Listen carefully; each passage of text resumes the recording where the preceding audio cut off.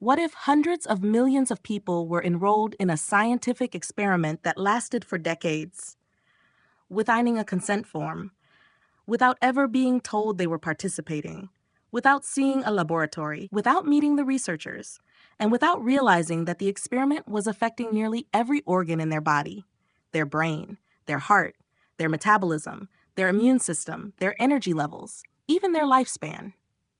At first, that sounds impossible. Surely no experiment involving millions of people could happen without public awareness. Surely someone would stop it.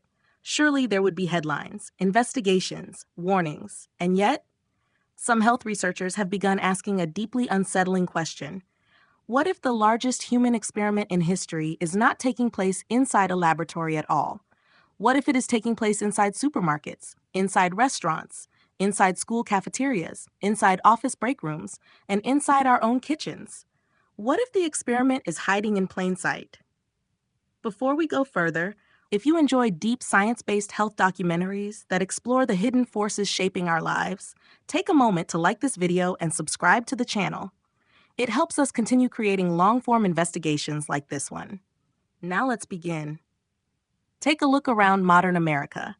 Never before in human history have people had access to so much food. Never before have grocery stores been filled with so many choices. Never before has food been so convenient.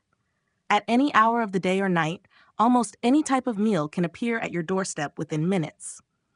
We live in an age of abundance, an age our ancestors could scarcely imagine, yet something strange is happening.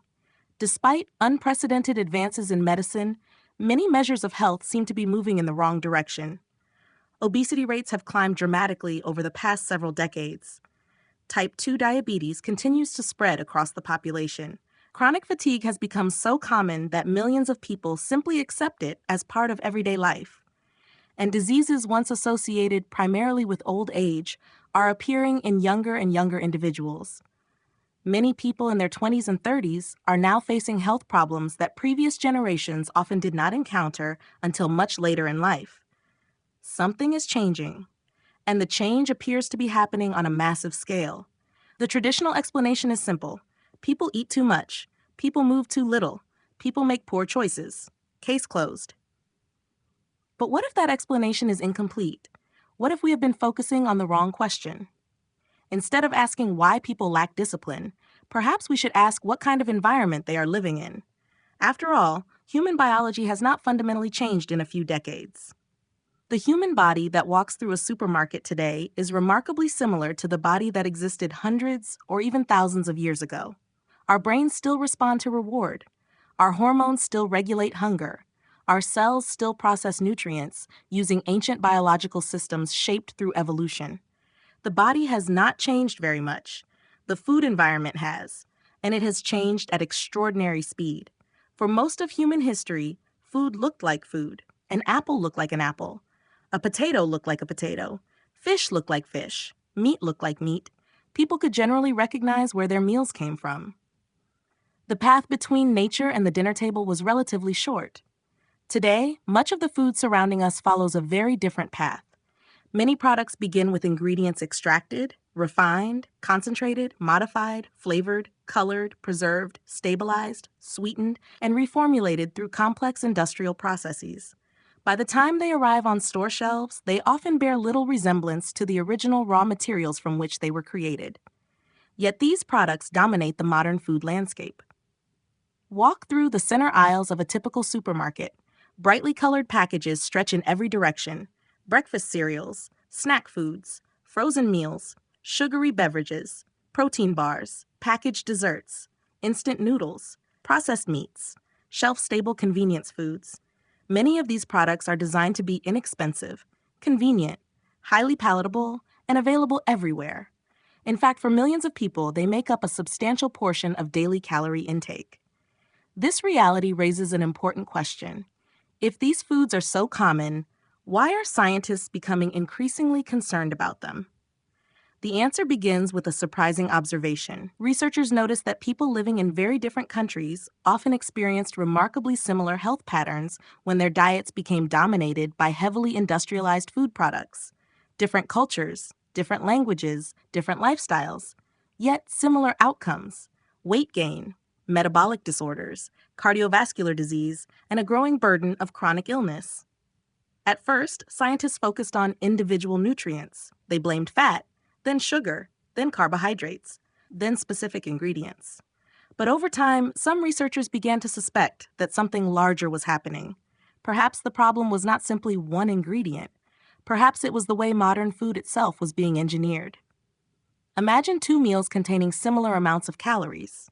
On paper, they might appear comparable. Yet one leaves a person feeling satisfied for hours. The other triggers hunger shortly afterward. One causes a gradual rise in blood sugar. The other creates a rapid spike. One encourages moderation, the other encourages overeating. Why? This question led scientists toward a new framework. Instead of focusing exclusively on nutrients, they began examining the degree of processing, not just what food contains, but what has happened to it before it reaches the consumer. How many industrial steps were involved? How many additives were introduced? How far has the final product drifted from its original ingredients? And this is where a term began appearing more frequently in scientific literature: ultra-processed foods. Today, the phrase appears in thousands of research papers, public health discussions, and nutritional debates. Some researchers view ultra-processed foods as one of the most important health challenges of the modern era. Others argue that the issue is more complex. But regardless of where scientists stand on the debate, interest in this topic has exploded. Because the evidence keeps pointing towards something intriguing. Again and again, studies find associations between high consumption of ultra-processed foods and a wide range of health outcomes. Obesity, type 2 diabetes, heart disease, certain cancers, depression, cognitive decline, and even premature death. Of course, association does not automatically prove causation. Science is rarely that simple. Human health is influenced by countless factors: genetics, sleep, stress, physical activity, environment, income, education, and much more. But when similar patterns appear repeatedly across different populations and different studies, researchers pay attention. And what they are seeing has sparked one of the most important nutritional conversations of our time. Because this discussion is not really about a single snack, or a single meal, or a single ingredient. It is about a profound transformation in the way human beings eat. A transformation that occurred within just a few generations. A transformation so rapid that our biology may still be struggling to adapt. Some experts compare it to a giant natural experiment unfolding in real time. Not because anyone planned it, not because there was a secret conspiracy, but because hundreds of millions of people suddenly found themselves living in a food environment unlike anything their ancestors had ever experienced. And now, decades later, we are beginning to see the results. The question is no longer whether the food system has changed. The question is how those changes are affecting the human body. To answer that, we first need to tackle what appears to be a very simple question. A question that turns out to be far more important than most people realize. What exactly is an ultra-processed food? And how is it different from the foods humans have eaten throughout most of history? At first glance, the question seems almost too simple to matter. What exactly is an ultra-processed food? Most people assume they already know the answer. If it comes in a package, it must be processed. If it comes from nature, it must be natural. Case closed. But the reality is far more complicated. And understanding that difference may be one of the most important steps toward understanding the modern health crisis. Because when scientists talk about ultra-processed foods, they are not simply talking about food that has been altered in some way. In fact, almost all food is processed to some degree. Washing vegetables is a form of processing.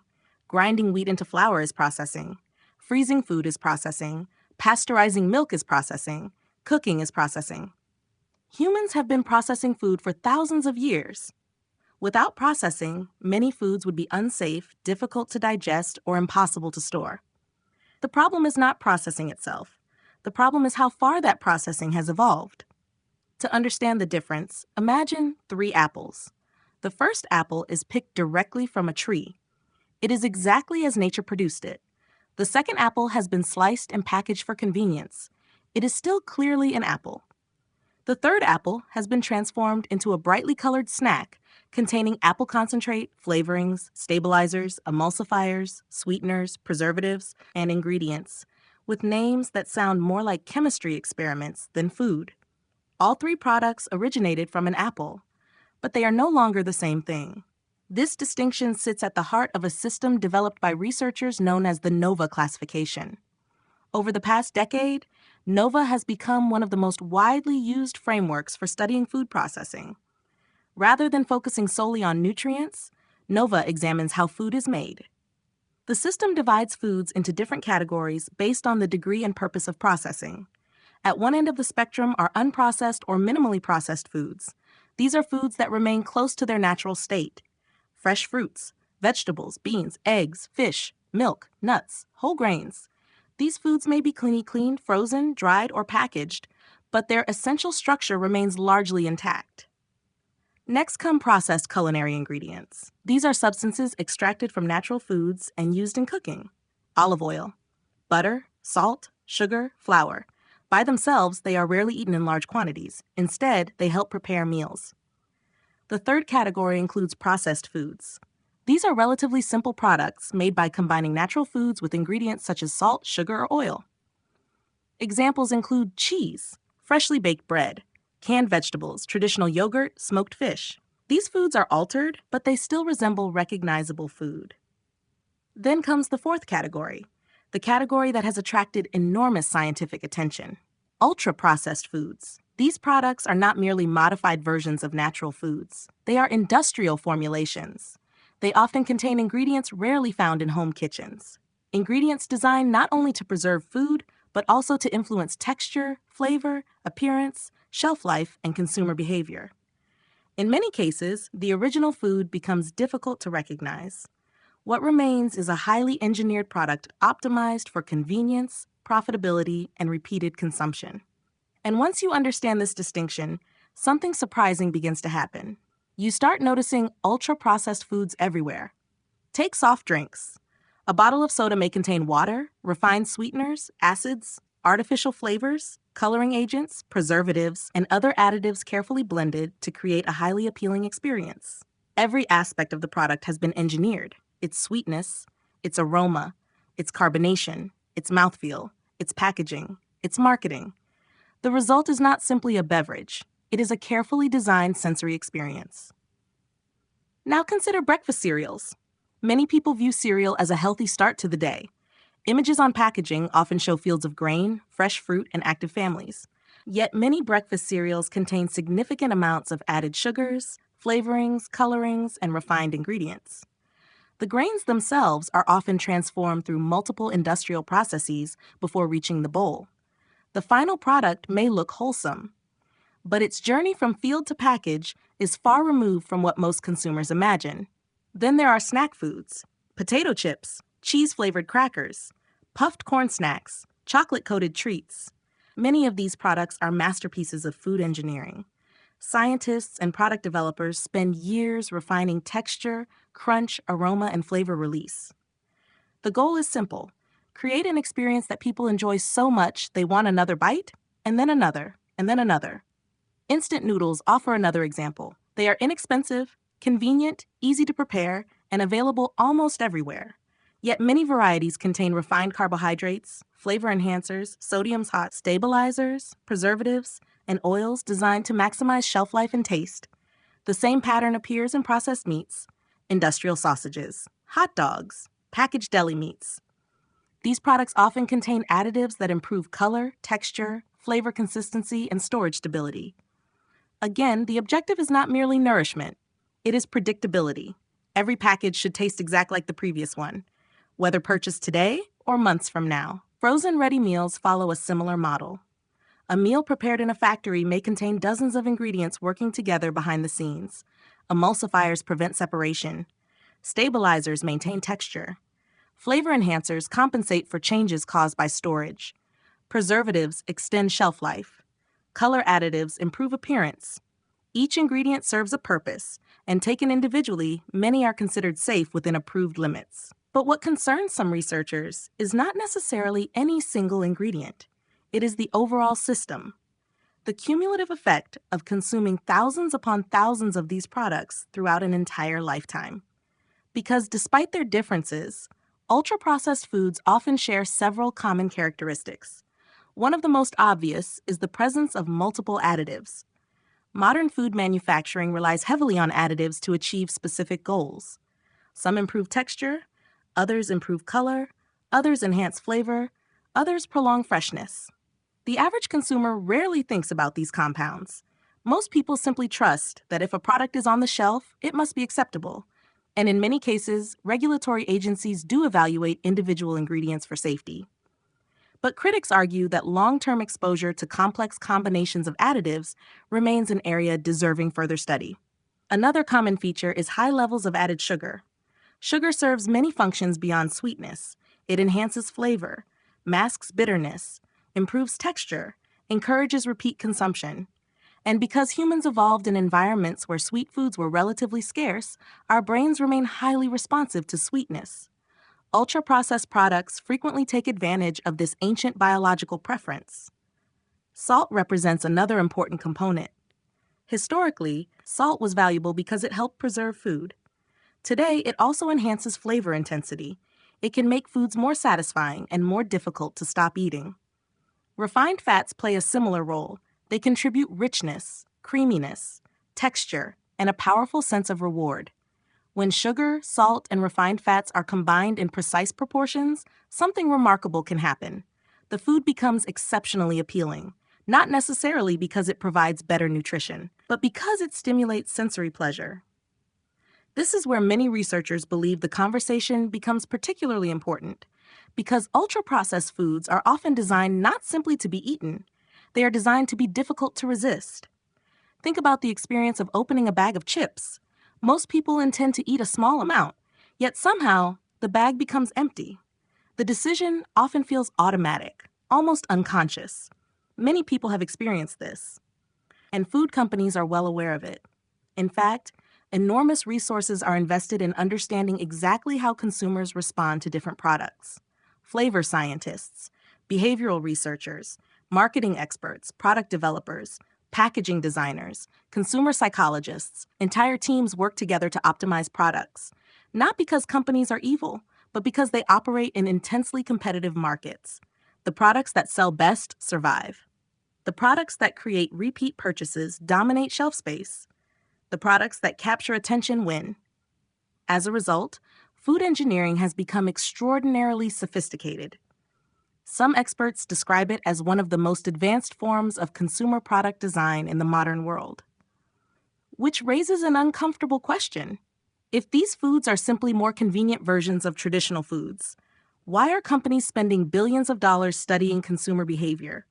Why are laboratories testing flavor combinations with such precision? Why are entire departments dedicated to maximizing cravings, satisfaction, and repeat purchases? The answer may reveal something profound about the relationship between food and the human brain. Because the true power of ultra-processed foods may not begin in the stomach at all. It may begin inside the most complex organ in the human body, the brain. And once scientists started investigating how modern food interacts with the brain's reward systems, they uncovered findings that would change the conversation about nutrition forever. At this point, a new question begins to emerge. If ultra-processed foods are simply more convenient versions of traditional foods, why do they seem to have such a powerful hold over us? Why can someone eat a baked potato and feel satisfied, yet somehow finish an entire bag of potato chips without intending to? Why is it so easy to stop eating an apple, but so difficult to stop eating certain snack foods? Why do some foods seem to disappear almost automatically, as if the decision to keep eating was made somewhere beyond conscious awareness? To answer those questions, we need to go back in time, long before the modern obesity epidemic, long before the words ultra-processed food entered public discussion, long before scientists began studying the relationship between industrial food and chronic disease. We need to look at the evolution of the food industry itself. Because what happened over the past century was not accidental. It was one of the most ambitious product development efforts in human history. At the beginning of the 20th century, food companies faced a relatively simple challenge. How do you produce food efficiently? How do you keep it fresh longer? How do you transport it across long distances? How do you feed growing populations? These goals led to remarkable innovations. Food preservation improved, distribution networks expanded, manufacturing became more efficient. Many of these advances brought genuine benefits. Food became more affordable, more accessible, and available throughout the year. But as markets matured and competition intensified, the challenge began to change. Producing food was no longer enough. Companies now had to convince consumers to choose their product over countless alternatives. A can of soup was competing against dozens of other cans of soup. A snack was competing against hundreds of other snacks. Every inch of shelf space became valuable. Every purchase became a battle. And that battle increasingly centered on one question: how do you make people want your product more than anything else around it? The answer led the food industry into a fascinating intersection of chemistry, psychology, neuroscience, and consumer behavior. Over time, companies realized that flavor was not merely a characteristic of food.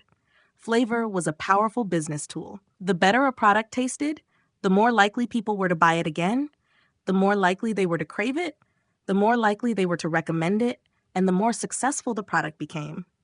This realization launched a race unlike anything seen before. A race to create foods that people would love. Not just enjoy, love. Foods that delivered maximum pleasure with every bite. Foods that could stand out in crowded markets. Foods that consumers would return to again and again.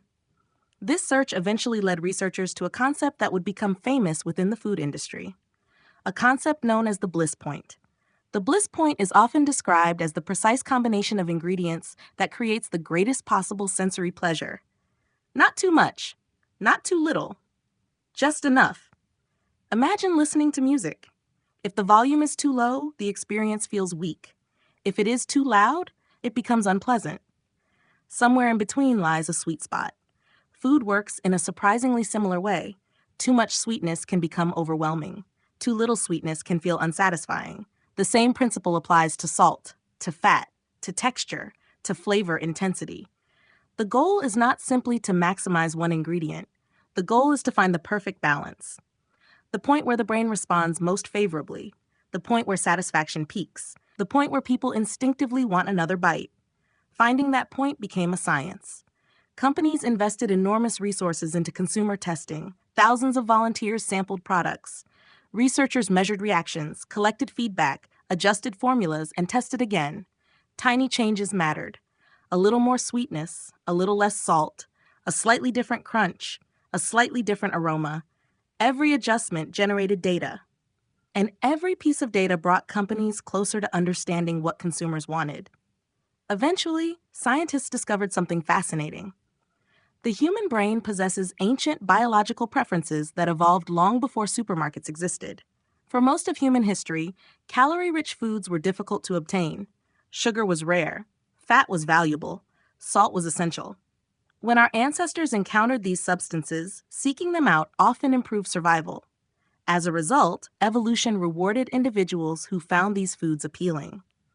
The problem is that modern food environments bear little resemblance to the environments in which those preferences evolved. Today, foods rich in sugar, salt, and fat are available almost everywhere, and food scientists have learned how to combine them with extraordinary precision. Let's begin with sugar. Few ingredients have attracted more attention. From an evolutionary perspective, sweetness served as a useful signal. Sweet foods often contained valuable energy. Fruits, honey, certain roots and plants. Finding sweet foods could be advantageous. As a result, the human brain develops strong positive responses to sweetness. Even infants show a preference for sweet flavors. Food manufacturers understand this deeply. Sweetness not only creates pleasure, it can also mask bitterness, enhance flavor perception, and encourage repeated consumption. But sugar alone is rarely the whole story. Salt plays an equally important role. Humans require sodium for survival. Our bodies depend on it for nerve signaling, fluid balance, and muscle function. Historically, obtaining sufficient sodium was not always easy. This may help explain why salty foods often feel rewarding. In modern food manufacturing, salt does far more than simply season food. It amplifies flavors, increases palatability, and contributes to overall satisfaction. Then there is fat. Fat is particularly powerful because it delivers substantial energy while creating desirable textures and mouthfeel. Creaminess, richness, smoothness. These sensations can significantly influence how enjoyable food feels. What makes ultra-processed food so effective is not any single ingredient. It is the combination: sugar, salt, texture, aroma, temperature, sound, even the way food breaks apart while chewing, all carefully orchestrated to create a highly rewarding experience. Consider something as simple as a potato chip. At first glance, it appears uncomplicated, a thin slice of potato. Yet food scientists know that countless factors influence how appealing it becomes. The crisp sound when bitten, the speed at which it dissolves, the distribution of seasoning, the balance between salt and fat, the aroma released during chewing. Each element contributes to the overall experience. Nothing is left entirely to chance. Researchers sometimes describe certain snacks as having remarkable eatability, not because they are especially filling, but because they encourage continued consumption. One chip becomes two, two becomes 10, 10 becomes 20, and before long, the bag is empty. What makes this particularly interesting is that people often do not notice the process unfolding. Many consumers genuinely believe they are making fully conscious decisions, and to some extent they are, but those decisions are occurring within an environment carefully engineered to maximize appeal. The food industry studies consumer behavior extensively. Researchers observe purchasing patterns, taste preferences, eye movements, attention, memory, emotional responses. Companies want to understand not only what consumers say they like, they want to understand what consumers actually do. Sometimes those two things are very different. A person may claim they prefer healthy choices, yet repeatedly select products offering stronger sensory rewards. This is not necessarily a sign of weakness. It reflects how human biology works. The brain evolved to notice rewarding stimuli, and modern food products have become extraordinarily skilled at delivering them. Some experts refer to this phenomenon as hyperpalatability. Foods become more rewarding than anything commonly encountered throughout most of human history, not because nature created them that way, but because they were intentionally designed, engineered, refined, tested, optimized, again and again, until the final product achieved its intended effect. This does not mean food companies are secretly controlling people. Reality is more nuanced. Companies respond to consumer demand. Consumers respond to product design. Competition drives innovation. Innovation creates more appealing products, and the cycle continues. Yet the outcome remains significant. We now live in a world where billions of dollars are invested every year into making food more desirable, more memorable, more rewarding, and more difficult to resist. Which leads us to perhaps the most important question of all. Why does this strategy work so well? Why can a carefully engineered snack influence behavior so effectively?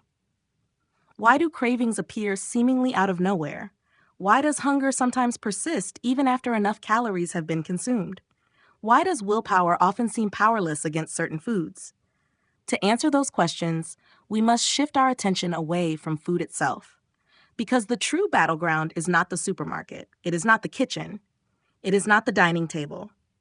The real battleground lies inside the most complex structure in the known universe, the human brain. And once scientists began exploring how ultra-processed foods interact with the brain's reward systems, they uncovered a story far more fascinating than anyone had imagined. The food industry did not need to understand the human brain perfectly. It only needed to understand one thing: what makes people come back for another bite and another, and another. To understand why ultra-processed foods can be so difficult to resist, we need to look inside one of the most powerful systems ever created by evolution, a system that helped our ancestors survive for hundreds of thousands of years, a system designed to guide behavior, encourage learning, and reward actions that increase the chances of survival. This system is often called the brain's reward system, and at the center of that system is a neurotransmitter known as dopamine. Dopamine is frequently described as the pleasure chemical, but that description is somewhat misleading. Scientists now understand that dopamine is not simply about pleasure. In many ways, it is about motivation, expectation, learning, and pursuit. Dopamine helps the brain answer a critical question: what is worth paying attention to? What is worth repeating? What should I seek again in the future? Imagine one of our distant ancestors discovering a tree full of ripe fruit. That fruit contained valuable calories. Finding it increased the chances of survival. The brain responded by activating reward pathways, not merely to create pleasure, but to create memory, to create motivation, to encourage future behavior. The brain was essentially saying, remember this, come back here, do this again. For most of human history, this system worked remarkably well. Food was often scarce, calories were valuable, energy-dense foods were difficult to obtain. The reward system helped humans survive in an unpredictable world. But there was one thing evolution never prepared us for: an environment where highly rewarding food would be available everywhere, all the time, in unlimited quantities, and specifically engineered to maximize stimulation. This is where the story becomes fascinating. Researchers studying brain imaging began noticing that highly palatable foods could activate reward pathways with surprising intensity, especially foods rich in combinations of sugar, fat, and salt. The brain responds strongly to these foods because they signal something evolution historically considered valuable: energy, abundance, survival. The problem is that modern food products often deliver those signals in concentrated forms never encountered in nature. Consider a piece of fruit. It contains natural sugars, but it also contains fiber, water, micronutrients, and physical structures that slow consumption. Now compare that with a sugary beverage.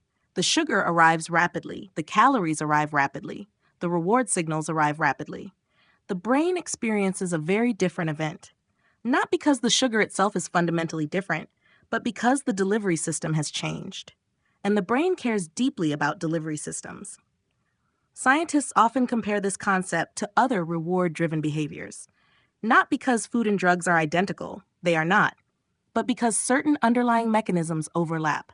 Both involve reward circuits, both involve dopamine signaling, both involve learning, and both can create powerful associations.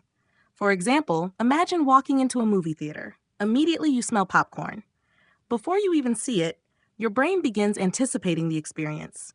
Your mouth may start watering. You may suddenly want popcorn even if you recently ate. Why? Because the brain has learned the association.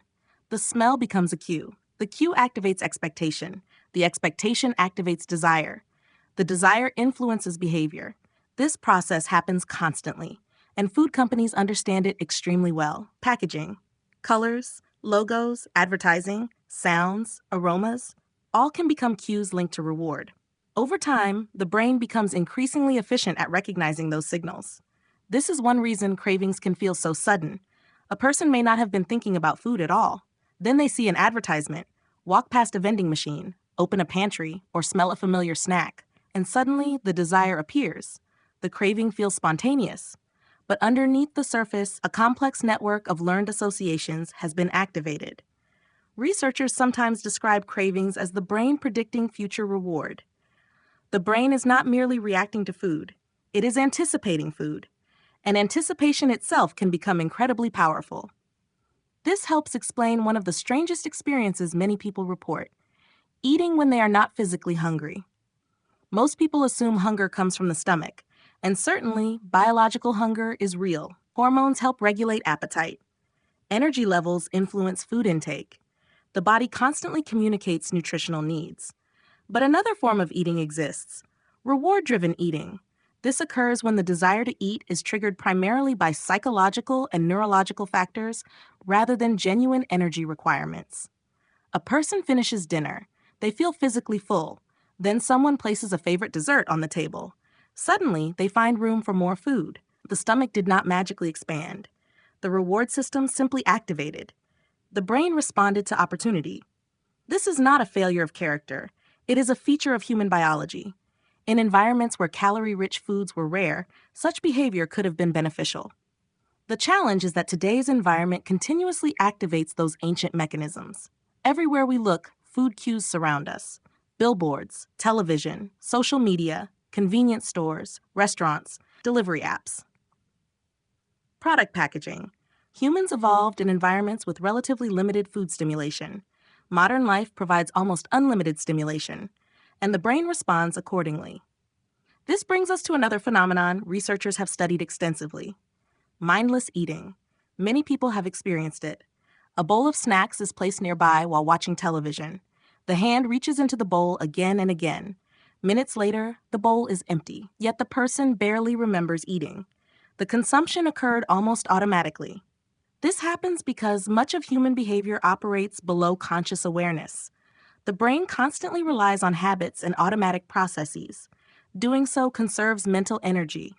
Imagine if every single action required deliberate thought, every step, every movement, every decision. Daily life would become exhausting. Instead, the brain automates repetitive behaviors.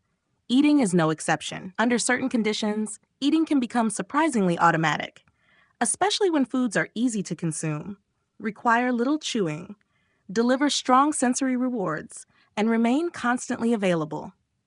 Ultra-processed foods often possess all of these characteristics simultaneously. This is one reason researchers have become interested in what is known as the satiety response. Satiety is the feeling that signals enough has been eaten. It helps regulate intake. It tells the brain that energy needs have been met. However, not all foods generate satiety equally. Some foods create strong fullness signals. Others do not. Foods rich in fiber, protein, and intact food structures often promote greater satisfaction. Many ultra-processed foods are different. They can be consumed quickly, require minimal effort, and deliver substantial calories before the body's regulatory systems fully respond. As a result, people may consume more energy than intended. Not because they consciously choose to, but because biological feedback mechanisms struggle to keep pace. This creates a frustrating experience familiar to millions. People blame themselves. They assume they lack discipline. They conclude they simply need more willpower. Yet willpower alone may be the wrong tool for the problem. Imagine trying to hold your breath indefinitely. No matter how determined you are, biology eventually wins. Certain systems operate at levels deeper than conscious intention. The reward system is one of them. This does not mean people are powerless. Far from it. But it does mean that understanding the environment matters.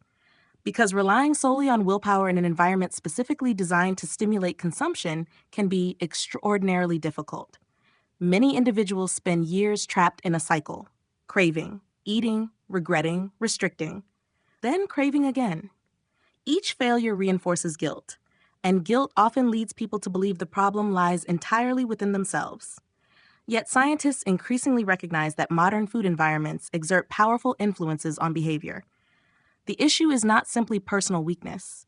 The issue is a collision between ancient biology and modern engineering, a collision occurring every day, multiple times a day, across entire populations. And when the brain's reward systems are activated repeatedly over years and decades, the consequences eventually become visible, not inside a laboratory, not inside a brain scanner, but in a place everyone can see, on the scale. Because the first major consequence of a chronically overstimulated food environment often appears in the most obvious place of all, body weight. And once we begin examining the global rise of obesity through this lens, the story becomes far more complicated than simply eating too much and moving too little. For decades, the dominant explanation for obesity seemed straightforward. People were gaining weight because they were eating too much and exercising too little. The solution appeared equally simple: eat less, move more, show more discipline, use more willpower. And for a long time, this explanation felt convincing. After all, body weight is influenced by energy balance. Calories matter.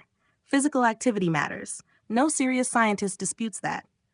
Yet as researchers began looking more closely at the obesity epidemic unfolding across the world, something didn't quite fit. If obesity were simply the result of millions of individuals suddenly becoming less disciplined at exactly the same time, the numbers would be difficult to explain. Because what we are witnessing is not a small change. It is a transformation occurring across entire populations, across continents, across cultures, across age groups, across income levels, and across generations. In country after country, obesity rates have risen dramatically over the past several decades. Places with vastly different languages, traditions, and lifestyles have experienced remarkably similar trends. This pattern immediately raises an important question. What changed? Human genetics did not suddenly transform within a few decades. The human genome evolves far too slowly for that. The biological machinery inside our bodies is largely the same machinery that existed generations ago. So if our genes remained relatively stable, why did obesity begin rising so rapidly? Increasingly, scientists have started looking beyond individual choices and examining the environment itself.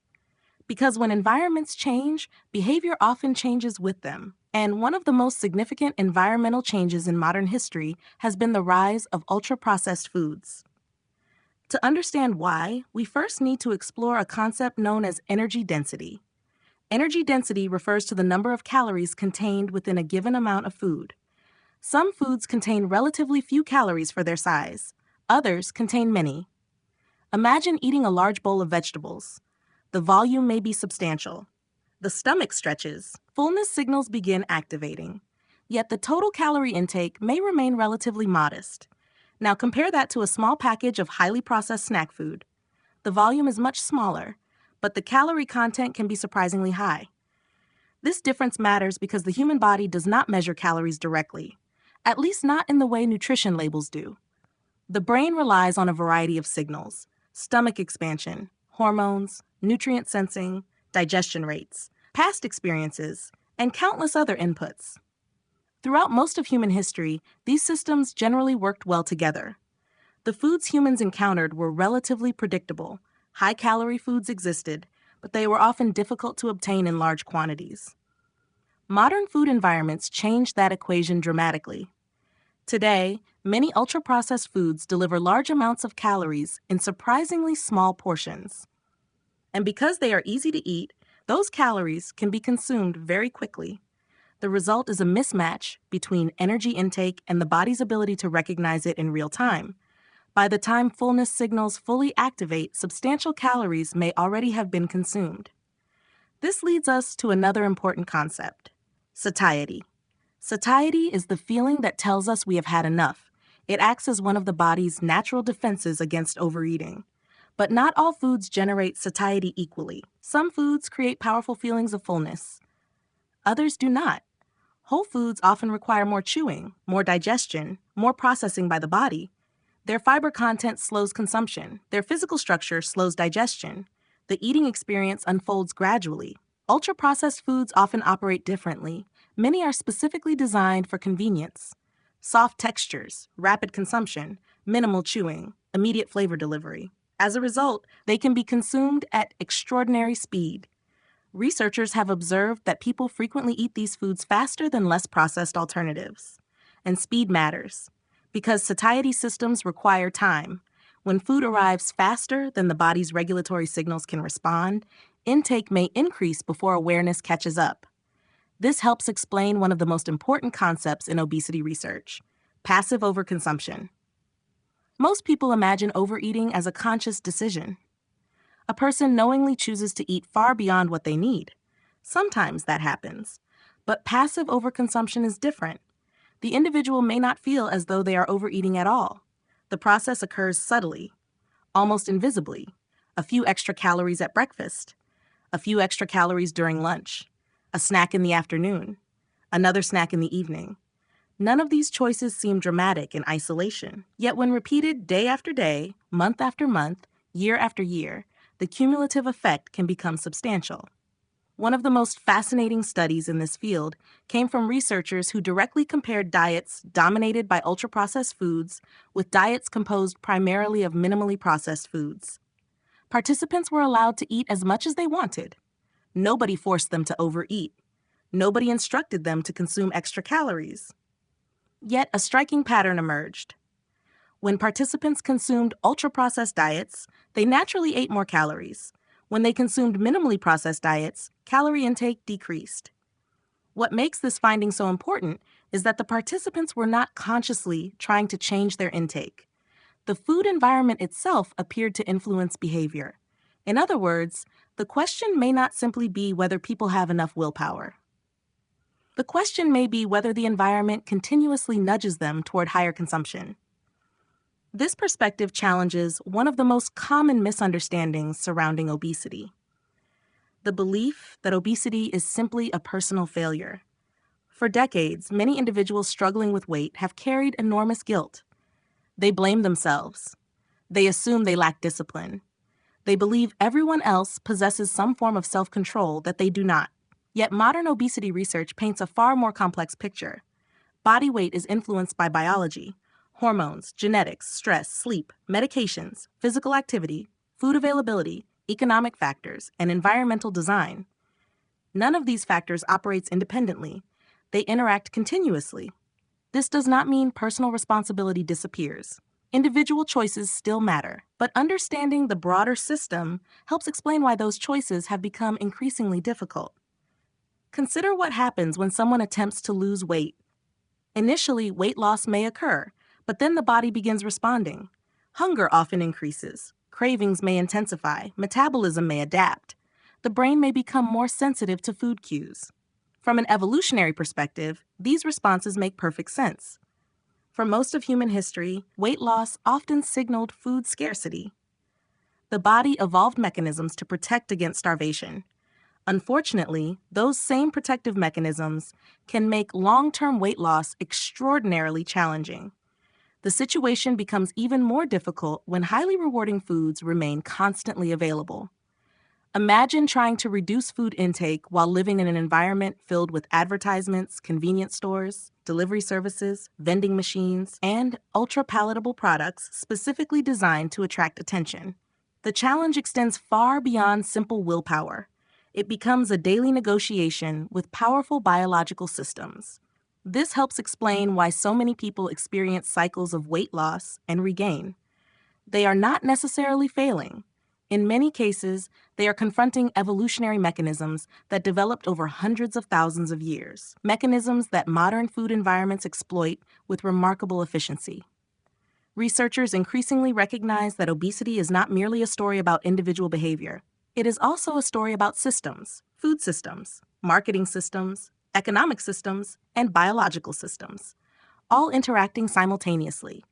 When viewed through this lens, the obesity epidemic begins to look less like a collective failure of character and more like the predictable outcome of a dramatically altered environment. An environment where calorie-dense foods are abundant, where satiety signals are frequently bypassed, where passive overconsumption becomes easy, and where ancient biological instincts encounter products specifically engineered to capture attention. But obesity itself is not the final destination of this story. In many ways, it is only the first visible warning sign, the first signal that something deeper may be happening beneath the surface. Because excess weight is often the symptom people notice first.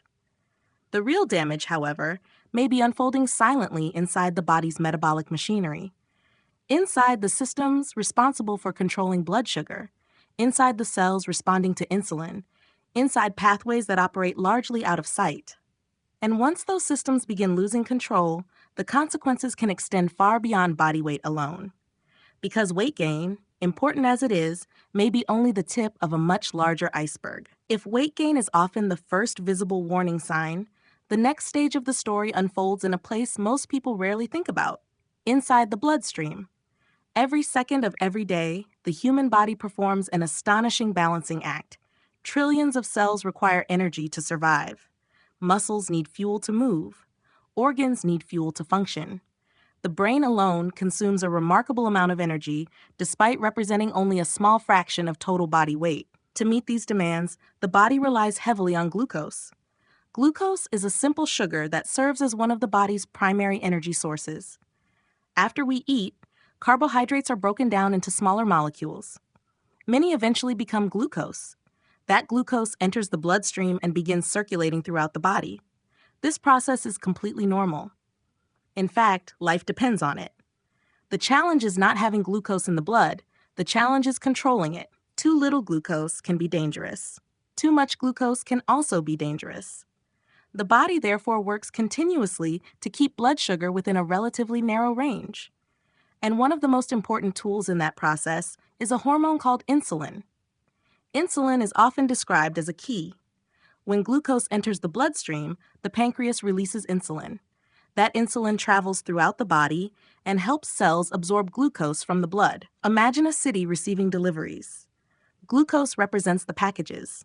Cells represent homes and businesses. Insulin acts like the delivery system that ensures the packages reach their destinations. When everything functions properly, glucose moves efficiently from the bloodstream into cells where it can be used for energy. Blood sugar rises after eating. Insulin responds. Glucose is distributed. Balance is restored. For most of human history, this system operated in an environment very different from today's food landscape. Meals were generally less frequent, foods were less refined, sugars were less concentrated, and digestion often occurred more gradually. Modern ultra-processed foods changed many of those conditions. To understand why that matters, consider the difference between eating an apple and drinking a sugary soft drink. Both may contain sugars, but the body experiences them very differently. An apple contains fiber, water, physical structure. The digestive process unfolds relatively slowly. The release of glucose tends to be more gradual. Now consider a sugary beverage. Large amounts of sugar can reach the bloodstream rapidly. There is little fiber to slow absorption. The body suddenly faces a significant glucose load. The pancreas must respond quickly. Insulin production increases. Blood sugar rises sharply. Then insulin attempts to bring it back down. One spike may not seem important, and by itself, it usually is not. The human body is remarkably resilient. The problem emerges when this pattern repeats, day after day, month after month, year after year. Many ultra-processed foods are designed for convenience and rapid consumption. Refined grains, added sugars, sweetened beverages, desserts, snack foods, breakfast products. Many of these items can be digested and absorbed quickly. As a result, they often create larger and faster blood sugar responses than less processed foods. Think of the metabolic system as a machine designed to handle traffic. Under normal conditions, cars flow smoothly through the streets. But imagine suddenly forcing massive waves of traffic through the same roads multiple times every day. Eventually, congestion begins to develop. The body's glucose control systems can experience something similar. Repeated surges require repeated insulin responses. Over time, cells may begin reacting differently. This is where one of the most important concepts in modern metabolic health enters the story: insulin resistance. Under normal circumstances, cells respond efficiently to insulin. The signal arrives. The cells open their doors. Glucose enters. Everything functions smoothly. But when insulin levels remain elevated for long periods, cells can gradually become less responsive. It is as though the signal becomes harder to hear. The pancreas responds by producing even more insulin. Initially, this compensation works. Blood sugar may remain within a relatively normal range. From the outside, everything appears fine, but beneath the surface, a struggle is developing. The body is working harder and harder to achieve the same result. More insulin, more effort, more metabolic stress. Many people have no idea this process is occurring. There are often no obvious symptoms in the early stages, no alarm bells, no dramatic warning signs. The body quietly compensates, sometimes for years, sometimes for decades. Then eventually, the system begins losing ground. The pancreas can no longer keep up. Blood sugar starts rising more frequently. Prediabetes may develop. Insulin resistance becomes more pronounced. And if the process continues, type 2 diabetes can emerge. For many years, type 2 diabetes was viewed primarily as a disease of older adults. Doctors expected to see it later in life, after decades of metabolic wear and tear. But something remarkable has happened over recent decades. The age profile has begun shifting. Increasing numbers of younger adults are being diagnosed. Even more concerning, cases among adolescents and young people have become more common than previous generations would have considered normal. This trend has attracted enormous attention from researchers because it suggests that metabolic dysfunction may be developing earlier than ever before. Children today are growing up in environments fundamentally different from those experienced by their grandparents. Ultra-processed foods are more available. Sugary beverages are more accessible. Portion sizes are often larger. Food marketing reaches consumers from an early age. Digital lifestyles have altered daily routines. Multiple factors are likely contributing, but many scientists believe the modern food environment plays an important role. The concern is not merely diabetes itself. The concern is the amount of time people now spend living with metabolic dysfunction. A diagnosis at age 60 is one thing. A diagnosis at age 30 is another. A diagnosis during adolescence creates an entirely different challenge. The longer metabolic problems persist, the greater the opportunity for complications to develop. And those complications can affect nearly every organ system in the body. This is one reason type 2 diabetes is often described as more than a blood sugar disorder. It is a systemic condition. High glucose levels can damage blood vessels, nerves, kidneys, eyes, and other tissues throughout the body. Even before diabetes fully develops, insulin resistance can influence many aspects of health. Researchers have linked insulin resistance to obesity, fatty liver disease, inflammation, cardiovascular risk factors, and broader metabolic dysfunction. What makes this particularly important is that insulin resistance often develops gradually. People rarely wake up one morning and suddenly become diabetic. The process usually unfolds over years. Tiny changes accumulate, the body adapts, compensates, struggles, and eventually reveals the consequences. This is why many researchers now focus heavily on prevention. Once severe metabolic dysfunction develops, reversing it can be challenging. Preventing it in the first place is often far easier. And that brings us back to the central question of this entire investigation. What role does the modern food environment play? The answer is still being explored. Science continues evolving. New evidence emerges every year. Yet, one pattern remains difficult to ignore. Many of the same foods associated with excessive calorie intake also appear closely linked to disruptions in blood sugar regulation. The same products that encourage overeating may also place extraordinary demands on metabolic systems. The same environment that promotes obesity may simultaneously promote insulin resistance. And insulin resistance is not merely about diabetes. It is part of a much larger story. Because once the body's metabolic machinery begins losing control, the consequences extend far beyond blood sugar itself. The effects spread throughout the circulatory system, throughout the arteries, throughout the blood vessels, responsible for delivering life-sustaining oxygen to every tissue in the body. And among all the organs affected by this metabolic disruption, one of the first to pay a heavy price is the organ that never stops working, the heart. When most people think about heart disease, they imagine a sudden event, a heart attack, a collapsed patient, an ambulance racing through traffic, an emergency room filled with urgency. But the truth is that heart disease rarely begins with a dramatic moment. In most cases, it starts quietly, years earlier, sometimes decades earlier, long before symptoms appear, long before anyone realizes a problem exists. It develops gradually, hidden beneath the surface, while daily life continues as normal. And one of the reasons heart disease remains the leading cause of death in many developed nations is precisely because it is so effective at remaining invisible until significant damage has already occurred. To understand how ultra-processed foods may contribute to this process, we first need to understand how the cardiovascular system works.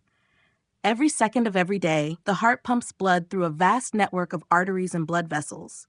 This network delivers oxygen, nutrients, hormones, and countless other substances necessary for survival. The system operates continuously. There are no vacations, no days off, no opportunities to pause. From the moment life begins until the moment it ends, the cardiovascular system remains active. Because of this constant activity, even small disruptions can accumulate over time. Tiny changes repeated day after day can eventually become major problems. One of the most discussed factors in cardiovascular health involves substances known as cholesterol and triglycerides. These words are often used interchangeably in everyday conversation, but they represent different components of the body's metabolic system. Cholesterol is a wax-like substance found in every cell of the body. Despite its negative reputation, cholesterol is not inherently harmful. In fact, life depends on it. The body uses cholesterol to build cell membranes, produce hormones, create vitamin D, and perform numerous essential functions. The problem is not cholesterol itself. The problem arises when cholesterol transport and regulation become disrupted. Triglycerides play a different role. They serve primarily as a form of stored energy. After eating, excess calories can be converted into triglycerides and stored for future use. Again, this process is completely normal. The body evolved sophisticated mechanisms to manage energy availability. However, modern dietary patterns can place these systems under unusual stress. Many ultra-processed foods contain combinations of refined carbohydrates, added sugars, and highly concentrated calories. When consumed frequently, these foods may contribute to elevated triglyceride levels in some individuals. Researchers have also observed associations between certain dietary patterns and unfavorable changes in blood lipid profiles. Over time, these changes can increase cardiovascular risk. But cholesterol and triglycerides represent only part of the picture. Another major factor is blood pressure. Blood pressure measures the force exerted by blood against artery walls. The cardiovascular system is designed to handle pressure. Without pressure, blood could not circulate effectively. Yet excessive pressure creates strain. Imagine a garden hose carrying water at normal pressure. The hose functions smoothly. Now imagine dramatically increasing that pressure every day for years. Eventually, wear and tear become inevitable. Arteries experience something similar. Persistently elevated blood pressure can damage delicate tissues lining blood vessels. This damage may seem minor initially, but over time, the cumulative effect can become significant. Several factors influence blood pressure. Genetics play a role. Stress plays a role. Physical activity matters. Sleep matters. Age matters. And diet also matters. Many ultra-processed foods contain substantial amounts of sodium. Sodium itself is not the enemy. The body requires it for essential biological functions. However, excessive sodium intake may contribute to elevated blood pressure in susceptible individuals. When combined with other risk factors, the consequences can become increasingly important. Yet scientists now believe that some of the most significant cardiovascular damage may involve something less obvious: inflammation. For years, cardiovascular disease was viewed primarily as a plumbing problem. Too much cholesterol, blocked arteries, reduced blood flow. Simple cause and effect. But modern research has revealed a far more complex story. The cardiovascular system is not merely a collection of pipes. It is living tissue, dynamic, responsive, constantly interacting with the rest of the body. When blood vessels experience chronic stress, they may begin showing signs of inflammation. Inflammation itself is not inherently bad. In fact, it is one of the body's most important defense mechanisms. When you cut your finger, inflammation helps initiate healing. When you fight an infection, inflammation helps protect you. Problems arise when inflammation becomes chronic. Instead of appearing briefly and then resolving, it lingers, month after month, year after year. This persistent low-grade inflammation may gradually damage blood vessels. Researchers increasingly suspect that dietary patterns rich in ultra-processed foods can contribute to this inflammatory environment. The exact mechanisms remain an active area of study. Multiple factors may be involved: excess sugar, refined carbohydrates, certain fats, changes in gut health, metabolic dysfunction. These influences may interact in complex ways. What matters is that chronic inflammation appears closely connected to cardiovascular disease. And inflammation helps explain another critical concept: atherosclerosis.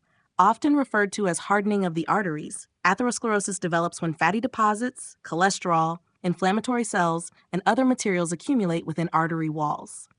These deposits form structures known as plaques. Contrary to popular belief, plaques do not appear overnight.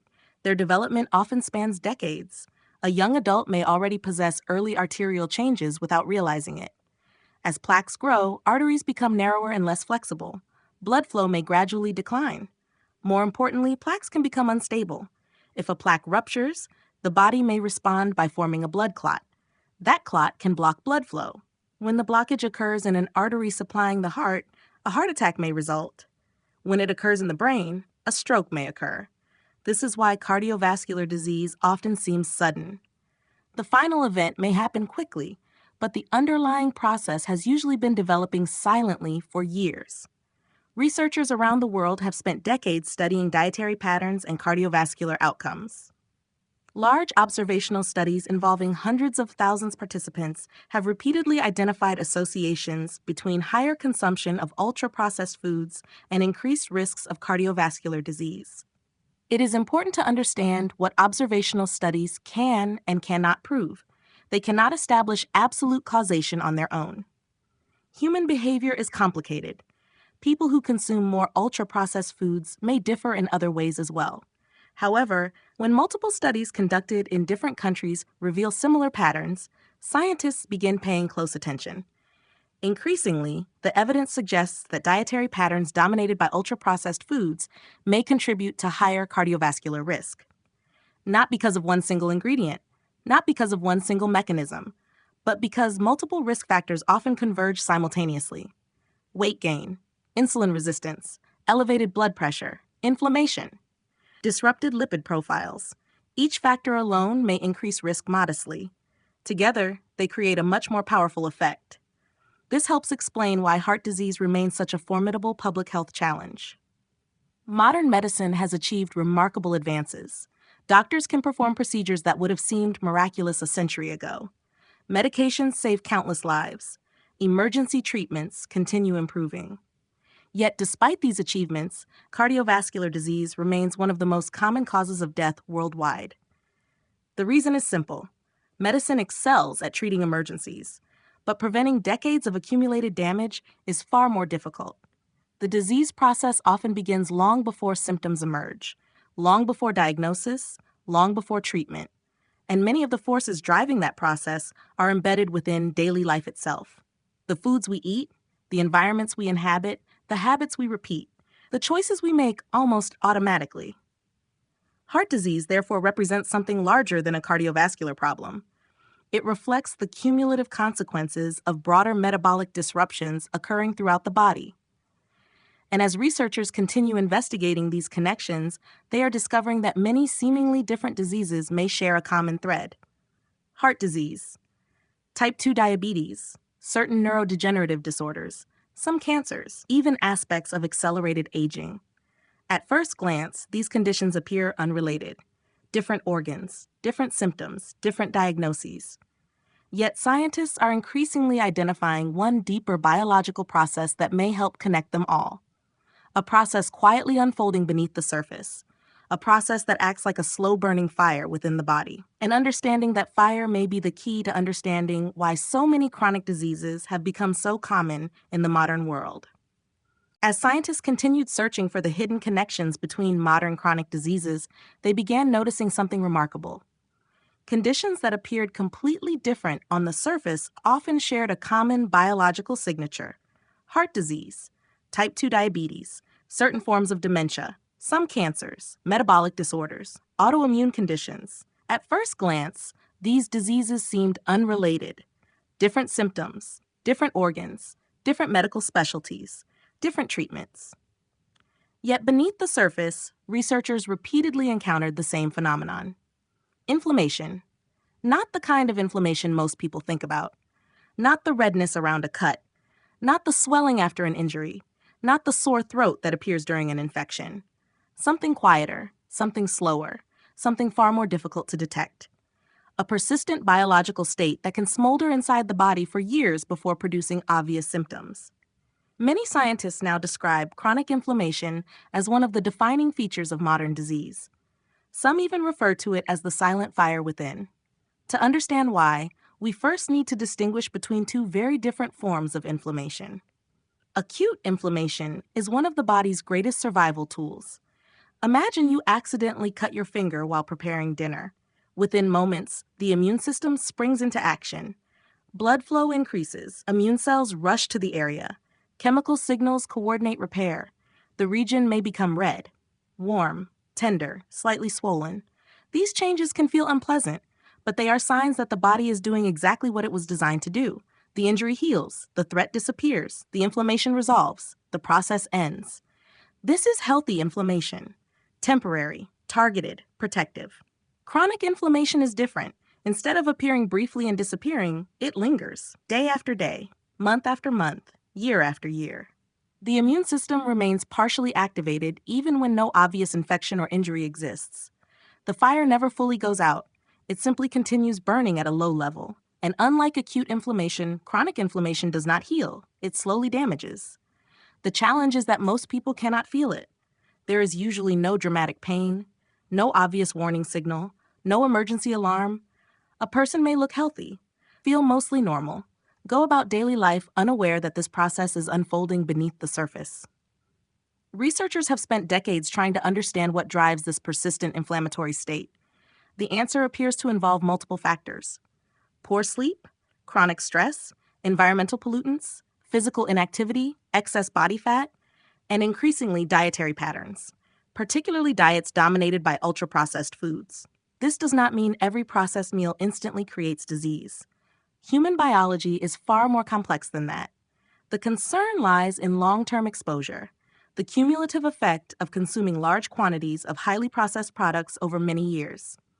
Scientists are still investigating the exact mechanisms, but several pathways have emerged repeatedly in research. One of the most discussed involves excess sugar. Sugar itself is not inherently toxic. The human body can process sugars. Fruit contains natural sugars. Milk contains natural sugars. Carbohydrates have always been part of the human diet. The issue arises when sugar consumption becomes excessive and persistent. Modern ultra-processed foods often contain large amounts of added sugars hidden throughout the food supply. Breakfast cereals, flavored yogurts, soft drinks, energy drinks, snack foods, sauces, desserts, even products that do not taste particularly sweet. As blood sugar repeatedly rises and falls, metabolic stress increases. Over time, this can contribute to insulin resistance. But the effects may not stop there. Researchers have observed that chronically elevated glucose levels can promote inflammatory processes throughout the body. The exact pathways are complex, involving oxidative stress, cellular signaling molecules, and immune responses. What matters is the broader pattern. Excess sugar appears capable of contributing to an environment where inflammation becomes more likely. Refined oils have also attracted significant scientific attention. It is important to recognize that dietary fats are essential for life. The body requires fat, cells require fat, hormones require fat. The brain contains large amounts of fat. The discussion is not about eliminating fat. Rather, it concerns how modern industrial food systems have altered the types and quantities of fats many people consume. Certain ultra-processed products rely heavily on refined oils because they are inexpensive, stable, and versatile. Researchers continue debating the precise health implications of various oils and fatty acid profiles. The science remains complex. Yet many experts agree that dietary patterns dominated by highly processed foods may contribute to inflammatory responses through multiple mechanisms working together. Then there are food additives. This is perhaps one of the most controversial areas of nutrition science. The word additive often triggers fear. Yet not all additives are harmful. Many serve practical purposes. They improve shelf life, maintain texture, prevent spoilage, enhance consistency. Regulatory agencies evaluate many additives individually for safety. However, some researchers argue that focusing exclusively on individual ingredients may overlook a larger question. What happens when people consume complex mixtures of additives every day for decades? Scientists are actively studying how certain emulsifiers, stabilizers, artificial sweeteners, and other compounds interact with the gut microbiome and immune system. The findings remain incomplete. But the growing interest reflects a broader realization. Health outcomes may be influenced not merely by isolated ingredients, but by entire dietary patterns. When large amounts of sugar, refined fats, additives, and calorie-dense foods combine within a single eating pattern, the cumulative effect may be very different from examining each component separately. This brings us back to the diseases that first drew researchers' attention: heart disease. As we explored earlier, chronic inflammation appears closely linked to damage within blood vessels. Inflamed artery walls become more vulnerable. Plaque formation becomes more likely. Cardiovascular risk increases. The relationship between inflammation and diabetes is equally important. Inflammatory signaling may interfere with insulin function. Insulin resistance can worsen. Blood sugar regulation becomes increasingly difficult. In this way, inflammation and metabolic dysfunction often reinforce each other. One feeds the other. The cycle continues. But perhaps the most surprising discoveries have emerged from research into the brain. For many years, scientists viewed neurodegenerative diseases primarily through the lens of aging. Now the picture is becoming more complicated. Researchers have identified evidence suggesting that chronic inflammation may play a role in cognitive decline and certain forms of dementia. The brain was once thought to exist largely isolated from immune activity. Modern science has revealed a much more dynamic relationship. Immune signals can influence brain function. Inflammatory molecules can affect neural communication. Over long periods, these interactions may contribute to cognitive changes. Scientists are still unraveling the details. Many questions remain unanswered, yet the connection is receiving increasing attention. Even cancer research has entered the conversation.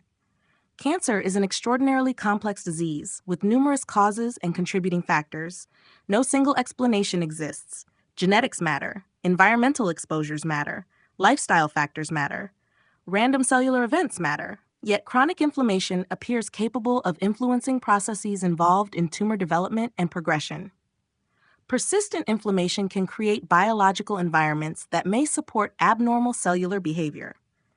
Again, this does not mean inflammation directly causes every cancer. Reality is far more nuanced. But enough evidence has accumulated that researchers now consider inflammation an important piece of the puzzle. The deeper scientists investigate, the more they discover that chronic inflammation behaves almost like a common thread woven through many modern diseases. Not always the sole cause, not always the primary cause, but often a significant contributor. And what makes this particularly concerning is how invisible it can be. People often expect disease to announce itself dramatically, a sudden event, a sharp pain, an unmistakable symptom. Chronic inflammation rarely behaves that way. Instead, it works quietly, a little damage today, a little more tomorrow, a little more the next year. The process is slow enough to escape notice, yet powerful enough to influence health outcomes decades later. Perhaps this is why some researchers believe inflammation deserves far more public attention than it currently receives. Because unlike many medical conditions, inflammation does not belong to one organ. It touches nearly every system in the body: the heart, the liver, the pancreas, the blood vessels, the immune system, the brain, and that last connection may be the most personally recognizable of all. Because the consequences of chronic inflammation are not confined to laboratory measurements or medical diagnoses. They may influence how we feel every day, our energy, our mood, our motivation, our ability to focus, our emotional resilience. Increasingly, scientists are discovering that what happens inside the body does not stay inside the body. The effects travel outward, reaching the mind itself. And nowhere is that connection more fascinating than in the growing relationship between diet, the gut, and the human brain. For generations, people tended to separate physical health and mental health into two different worlds. The body belonged to doctors, the mind belonged to psychologists. If someone developed heart disease, the explanation seemed physical. If someone experienced anxiety or depression, the explanation seemed emotional. The boundary appeared clear. But over the past few decades, science has been steadily dismantling that boundary. Researchers are discovering that the body and brain are connected in ways far more intricate than anyone once imagined. Signals travel constantly between organs. Hormones influence emotions. Immune activity affects cognition. Metabolism shapes mood. And perhaps nowhere is this connection more fascinating than in the relationship between the gut and the brain. At first, the idea sounds almost strange. How could the digestive system influence thoughts, emotions, motivation, or mental well-being? Yet modern research increasingly suggests that the connection is real. In fact, communication between the gut and brain occurs every moment of every day. Scientists call this network the gut-brain axis. Rather than operating as separate systems, the digestive tract and the brain function as partners in a continuous conversation. Messages travel in both directions. The brain influences digestion. The gut influences the brain. Hormones carry information. Immune molecules carry information. Neural pathways carry information. Even microorganisms living inside the digestive tract may participate in the dialogue. And this is where the story becomes particularly surprising. Inside the human digestive system lives an enormous ecosystem. Trillions of microorganisms, bacteria, viruses, fungi, and other microscopic organisms. Collectively, they are known as the gut microbiome. For much of medical history, these organisms received little attention. Many people assumed bacteria were primarily dangerous, something to eliminate, something to avoid. Today, scientists understand that the reality is far more complex. Many microorganisms perform essential functions. They help digest food, produce certain vitamins, support immune regulation, maintain the intestinal barrier, and interact with biological systems throughout the body. In many ways, Humans are not solitary organisms. We are ecosystems. The health of those microbial communities may influence our own health more than anyone previously realized. Researchers have discovered that the microbiome helps produce and regulate numerous compounds involved in brain function. Some microbial species contribute to the production of neurotransmitter precursors. Others generate molecules that influence inflammation. Still others affect communication along the vagus nerve, one of the major information highways connecting the gut and brain. What scientists are learning is that changes in the microbiome may ripple outward through multiple biological systems, and one of the strongest influences on the microbiome appears to be diet. Every meal feeds not only us, it also feeds the microscopic communities living inside us. Different foods support different populations. Fiber-rich foods tend to nourish certain beneficial microbes. Highly processed dietary patterns may encourage different microbial profiles. Over time, dietary habits can reshape the microbial ecosystem. The consequences of these shifts remain an active area of scientific investigation, but enough evidence has accumulated to convince many researchers that the microbiome deserves serious attention. This brings us back to ultra-processed foods. Modern dietary patterns often differ dramatically from those consumed throughout most of human history. Many people consume fewer whole foods, less fiber, fewer diverse plant foods. At the same time, intake of refined carbohydrates, added sugars, and highly processed products has increased. These changes may alter the microbial environment within the digestive tract. Some studies suggest that reduced microbial diversity may be associated with poorer health outcomes. Diversity matters because ecosystems tend to function best when multiple species contribute different roles. A rainforest with only one type of plant would be fragile. A healthy microbiome appears to operate similarly. The more balanced and diverse the ecosystem, the more resilient it may become. When that balance is disrupted, various problems may emerge. Researchers continue exploring how these changes influence mental and physical health. One symptom frequently reported in modern societies is persistent fatigue, not ordinary tiredness after a long day, not the temporary exhaustion that follows intense effort. Something deeper, a lingering sense of low energy, a feeling that the body never fully recharges. Many people describe waking up tired, moving through the day tired, and going to bed tired, even after what appears to be adequate rest. Fatigue has many possible causes: sleep disorders, stress, medical conditions, nutrient deficiencies, hormonal imbalances. The explanation is rarely simple, yet scientists are increasingly investigating whether inflammation, metabolic dysfunction, and gut health may contribute to this widespread experience. The body is constantly allocating resources. When inflammatory processes remain active for long periods, energy demands may increase. The result can be a subtle but persistent drain on physical and mental vitality. Some researchers describe chronic inflammation as creating a background metabolic burden. The body continues functioning, but efficiency declines. People may not feel overtly ill, yet they no longer feel fully well. The effects may extend beyond energy levels. Anxiety has become increasingly common in many developed nations. Modern life certainly contributes. Financial pressures, information overload, social stress, uncertainty. These factors are real and significant, but scientists are beginning to examine whether biological factors may also play a role. The gut-brain axis appears capable of influencing stress responses, immune signaling, hormonal regulation, and emotional processing. Research remains ongoing, and many questions remain unanswered.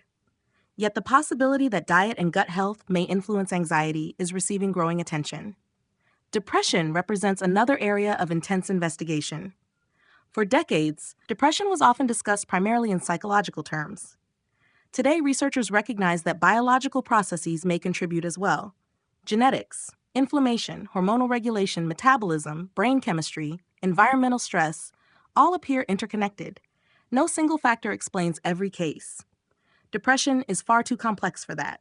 However, evidence increasingly suggests that chronic inflammation and metabolic dysfunction may influence mood in at least some individuals. The emerging picture is not that food directly causes depression. The reality is more nuanced. Rather, dietary patterns may contribute to biological conditions that affect how the brain functions. and brain function influences emotional well-being. One of the most commonly reported experiences associated with modern dietary and lifestyle challenges is difficulty concentrating. People often describe feeling mentally foggy, distracted, unfocused, unable to sustain attention. The phrase brain fog has become remarkably common. Although not a formal medical diagnosis, the term captures an experience many people recognize immediately, a sense that mental clarity has diminished. Again, the causes can be numerous: poor sleep, stress, medical conditions, medication effects. Yet inflammation and metabolic health have increasingly entered the discussion. The brain requires enormous amounts of energy. It depends on stable blood flow, stable glucose regulation, healthy cellular communication. Disruptions in these systems may influence cognitive performance. When blood sugar fluctuates dramatically, concentration may suffer. When inflammation increases, mental sharpness may decline. When sleep quality deteriorates, cognitive function often follows. Each factor influences the others. The result is a complex web of interactions that can shape daily experience in profound ways. Perhaps this helps explain why so many people feel perpetually drained despite living in an era of unprecedented convenience. Technology saves time. Machines reduce physical labor. Food is abundant. Entertainment is limitless. Yet surveys repeatedly reveal widespread fatigue, stress, and emotional exhaustion. The paradox is striking. Life has become easier in many respects, yet many people feel worse. Science does not offer a single explanation. No one factor can account for every case. But researchers increasingly suspect that the modern environment may be creating biological conditions that previous generations rarely encountered. Highly processed diets, reduced physical activity, chronic stress, disrupted sleep, constant stimulation. These influences may converge in ways that affect both body and mind. The gut-brain axis provides one possible pathway through which those effects unfold. What happens in the digestive system may not stay in the digestive system. Signals travel outward, into the bloodstream, into the immune system, into the nervous system, and ultimately into the brain itself. The implications are profound. Because if modern dietary patterns can influence not only body weight and metabolic health, but also mood, energy, and cognition, then the consequences extend far beyond physical illness. They reach into the quality of daily life itself. The ability to think clearly, to feel motivated, to maintain emotional balance, to experience vitality. And yet an even larger question remains. What happens when these effects continue accumulating for decades? What happens when metabolic dysfunction, chronic inflammation, and dietary stress persist year after year? The answer leads us to one of the most important concerns facing modern public health. Not merely how long people live, but how well they live during those years. Because the ultimate consequence of this ongoing experiment may not simply be disease. It may be the gradual erosion of healthy lifespan itself. As the evidence accumulated, the conversation around ultra-processed foods began to change. At first, researchers focused primarily on obesity. Then attention expanded to diabetes, then cardiovascular disease, then inflammation, then brain health. But eventually, scientists started asking an even bigger question. What happens when all of these effects are added together? What happens when a person spends decades living inside a biological environment shaped by chronic metabolic stress? The answer may ultimately be measured in something more valuable than weight, more valuable than cholesterol numbers, more valuable than blood sugar readings. It may be measured in years of life, and perhaps even more importantly, in years of healthy life. For centuries, increasing lifespan was one of humanity's greatest achievements. Advances in sanitation reduced infectious diseases. Vaccines prevented deadly epidemics. Modern medicine transformed survival rates. Surgical techniques improved. Infant mortality declined. Life expectancy rose dramatically across much of the world. These victories were extraordinary. A child born today has opportunities for longevity that previous generations could barely imagine. Yet a troubling question has begun emerging. What if living longer is not the same thing as living better? What if the number of years gained is increasingly accompanied by years spent managing chronic disease? What if people are surviving longer while simultaneously experiencing poorer health? This concern has become a major focus of modern public health research because lifespan and health span are not the same thing. Lifespan refers to the total number of years a person lives. Health span refers to the number of years lived in relatively good health, years with mobility, independence, energy, cognitive function, quality of life. The distinction is profound. Imagine two individuals who both reach the age of 85. The first remains active for most of life, able to travel, exercise, think clearly, maintain independence. The second spends the final 20 years coping with multiple chronic illnesses, frequent medical appointments, reduced mobility, persistent fatigue, medication management, hospitalizations. Both individuals achieved the same lifespan, but their health spans were dramatically different. Increasingly, scientists argue that health span may be one of the most important metrics of all. Because most people do not merely want more years, they want more healthy years. Years worth living fully. Years characterized by vitality rather than limitation. And this is where ultra-processed foods have entered the discussion. Researchers around the world have been examining large population databases to better understand long-term dietary patterns. Many of these studies follow participants for years, sometimes decades, tracking eating habits, medical conditions, and mortality outcomes. The findings have generated considerable attention. Multiple observational studies have reported associations between higher consumption of ultra-processed foods and increased risks of premature death. It is important to approach these findings carefully. Observational studies cannot prove direct causation by themselves. Human lives are complicated. People who consume large amounts of ultra-processed foods may differ in many ways from those who consume fewer. Income, education, physical activity, sleep patterns, healthcare access, stress levels, all can influence outcomes. Scientists are well aware of these limitations. Yet what has captured attention is the consistency of the pattern. Across different countries, different populations, different research teams, a similar signal continues appearing. Higher reliance on ultra-processed foods often correlates with poorer long-term health outcomes. This does not mean every processed snack shortens life. Nor does it mean every individual experiences the same risk. Human biology is far too diverse for such simple conclusions. Rather, the concern centers on cumulative exposure, the effect of dietary patterns repeated thousands of times across decades. When viewed from this perspective, the discussion becomes less about individual meals and more about lifelong habits. A single rainy day does not create a desert. A single sunny day does not create a rainforest. Climate emerges from patterns repeated over long periods. Health often works the same way. The body responds not only to isolated events, but to repeated conditions. Repeated nutrition, repeated stress, repeated sleep habits, repeated physical activity, and repeated dietary choices. Researchers studying aging have become particularly interested in how chronic diseases influence quality of life.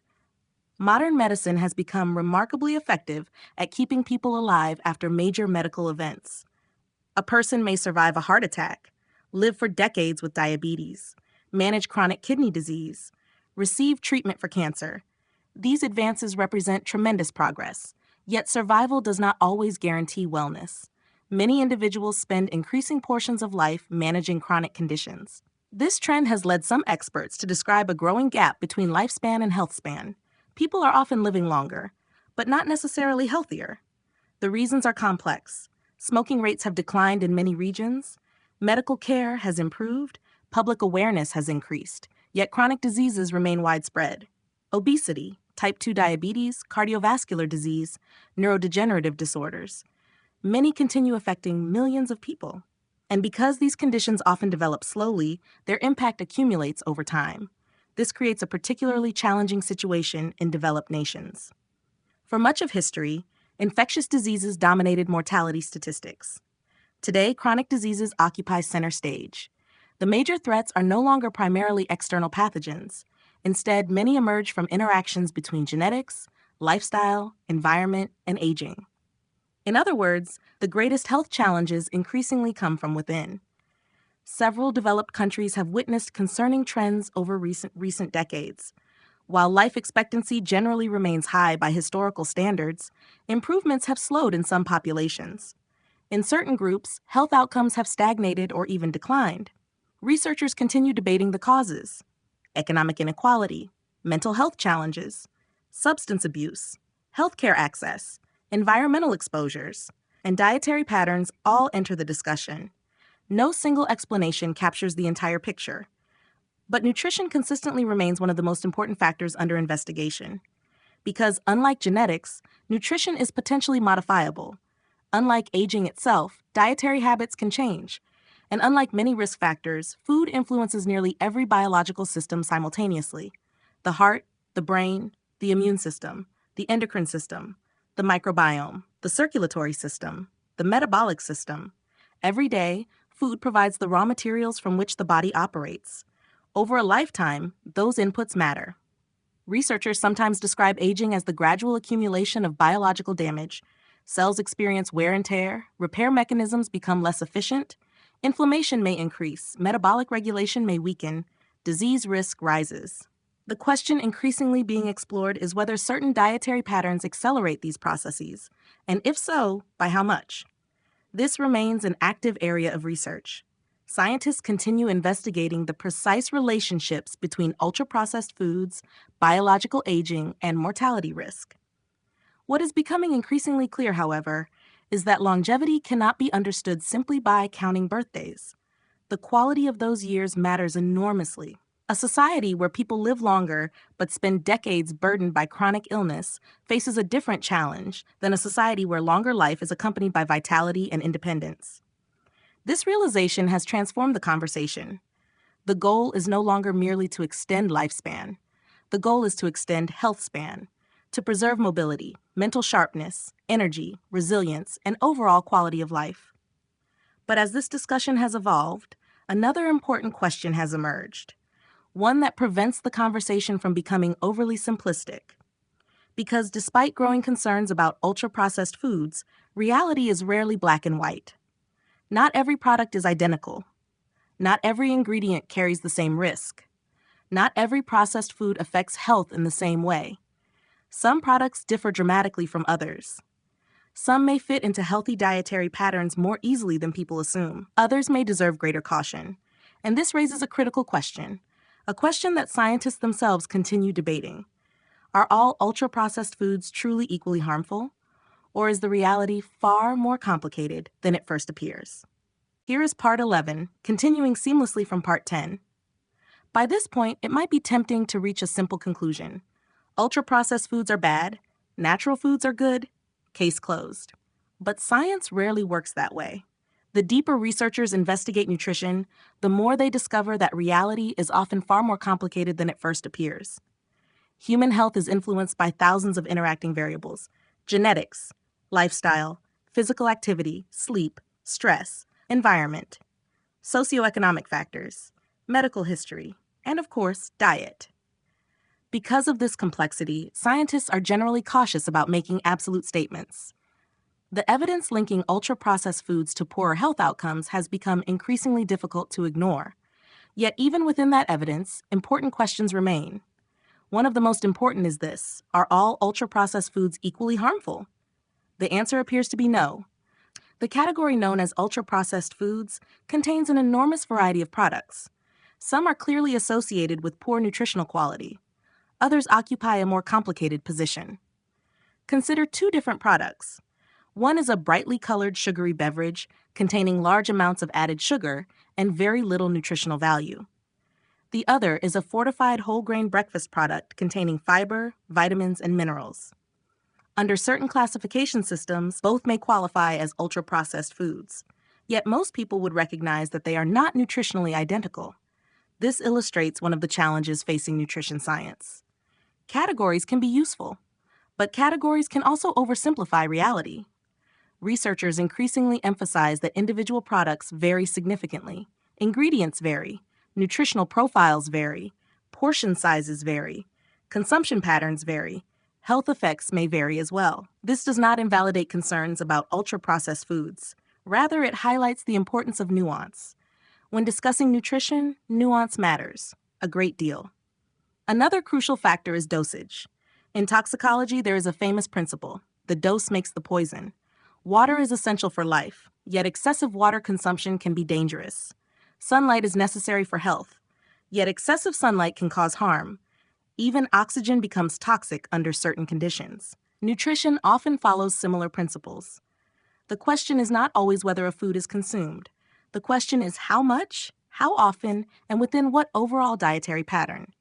A person who occasionally eats packaged snacks while maintaining a generally balanced diet may experience very different outcomes from someone whose entire diet consists primarily of ultra-processed products. The body responds to patterns, repeated exposures, long-term habits. This distinction is important because public discussions about nutrition sometimes become overly extreme. One side may claim that every processed product is dangerous. The other may insist that no concerns exist at all. Reality usually lies somewhere between those positions. Most health outcomes emerge from cumulative behaviors over time, not isolated events, not individual meals, not occasional indulgences. A single slice of cake does not create diabetes. A single salad does not create health. What matters most is what happens repeatedly, week after week, month after month, year after year. This brings us to another key concept: context. Foods do not exist in isolation. They exist within entire dietary patterns. Imagine two individuals. The first consumes mostly vegetables, fruits, legumes, fish, whole grains, nuts, and minimally processed foods. Occasionally, that person also enjoys a packaged dessert or convenience meal. The second consumes large amounts of sugary beverages, packaged snacks, refined carbohydrates, and fast food every day. Both individuals consume ultra-processed foods. But the overall context differs dramatically. Nutrition scientists increasingly emphasize this broader perspective. The quality of the entire diet often matters more than any single food item. Health is rarely determined by one ingredient, or one product, or one meal. Instead, health emerges from the combined effects of countless dietary decisions accumulated over decades. This idea has become especially important because many modern debates about nutrition focus excessively on individual nutrients. One decade, fat becomes the villain. Another decade, carbohydrates become the villain. Then sugar, then seed oils, then artificial sweeteners. Public attention shifts repeatedly, yet researchers often find that the larger dietary pattern provides more useful information than any single nutrient alone. A person can consume excessive calories from foods labeled natural. A person can also consume certain processed foods within an otherwise healthy eating pattern. The details matter. The context matters. And this is one reason nutrition science can sometimes appear confusing to the public. The field continues evolving. New evidence emerges. Old assumptions are challenged. Questions remain unresolved. In fact, several scientific debates surrounding ultra-processed foods are still ongoing. Some researchers argue that the processing itself is the primary problem. Others suggest that nutritional composition matters more than processing. Some focus on additives. Others focus on calorie density. Others emphasize behavioral effects such as increased consumption and reduced satiety. Many scientists believe multiple mechanisms are operating simultaneously, and perhaps that is the most likely explanation. Human biology is rarely governed by a single cause.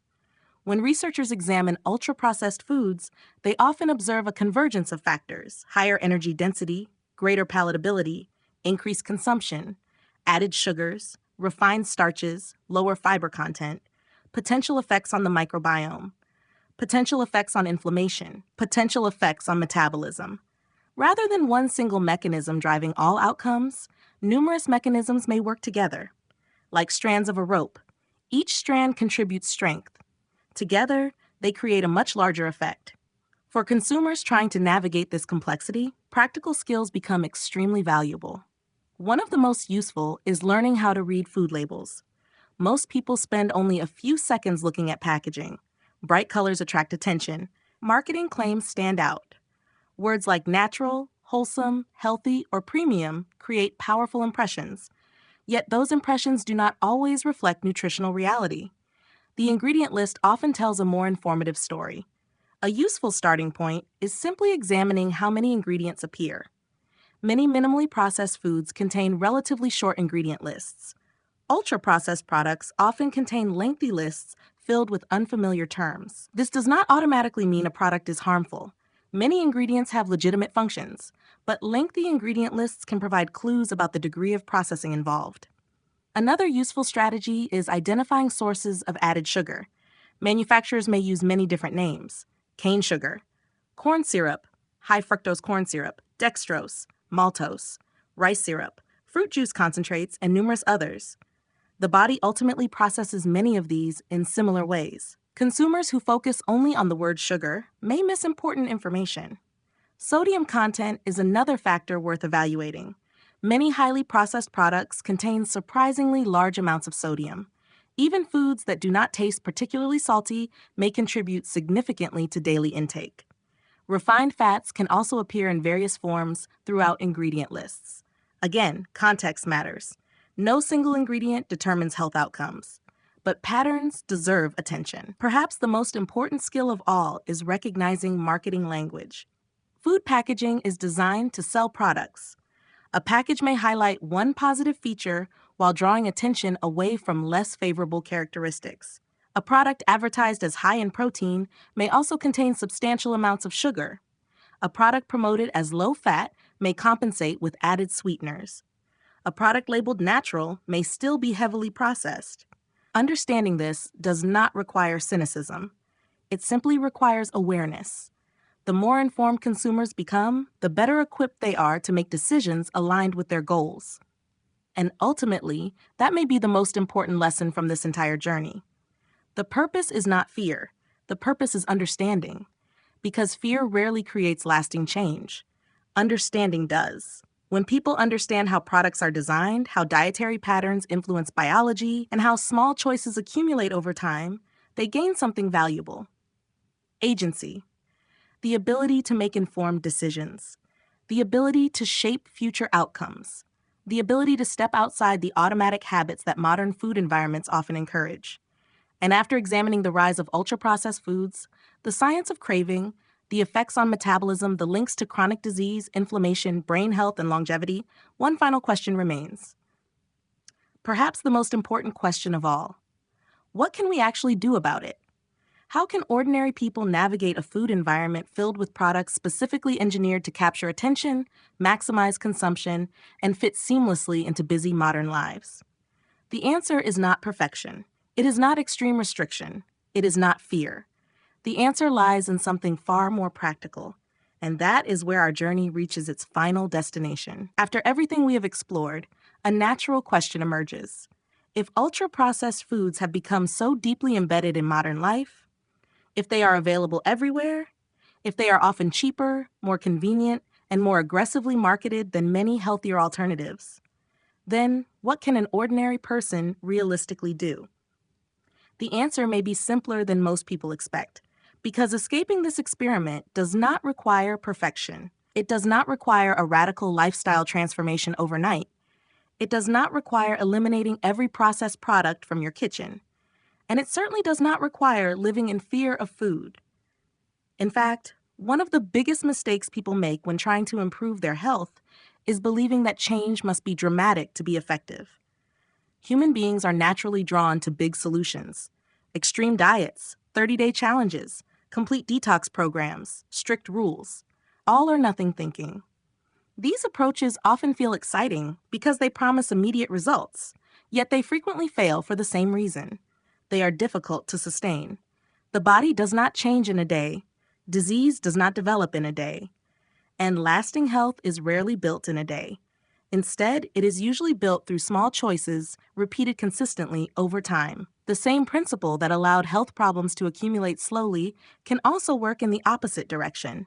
Small improvements, repeated for years, can produce surprisingly powerful results. Imagine improving just one meal each day. Not every meal, just one. Replacing a sugary breakfast with a more balanced alternative. Adding fruit where there was none before, including more fiber. Choosing water instead of a sweetened beverage. None of these changes seem dramatic, yet over months and years, their cumulative impact can become substantial. Health often operates like compound interest. Tiny actions accumulate. Most people never notice the effect on any single day, but eventually the difference becomes impossible to ignore. This perspective leads to one of the simplest and most practical principles in nutrition. Prioritize real food whenever possible. Notice the wording. Prioritize, not obsess over, not demand perfection. Not eliminate everything else. Simply prioritize. Real food generally refers to foods that remain relatively close to their natural form. Vegetables, fruits, legumes, nuts, seeds, fish, eggs, whole grains, foods that people from previous generations would immediately recognize as food. This principle works because it simplifies decision-making.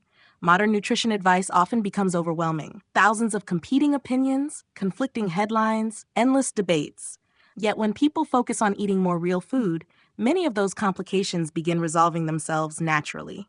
Real foods tend to contain more fiber, more nutrients, more volume, more satiety, and fewer of the characteristics associated with excessive consumption.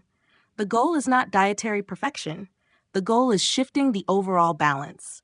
A little more real food, a little less ultra-processed food, repeated consistently. Another powerful strategy involves something many people rarely consider: environment.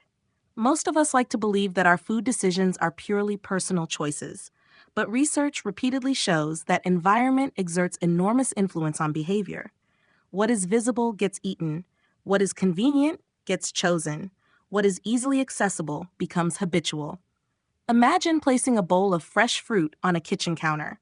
Now imagine placing a large package of highly palatable snacks in the exact same location. The environment changes, and behavior often changes with it.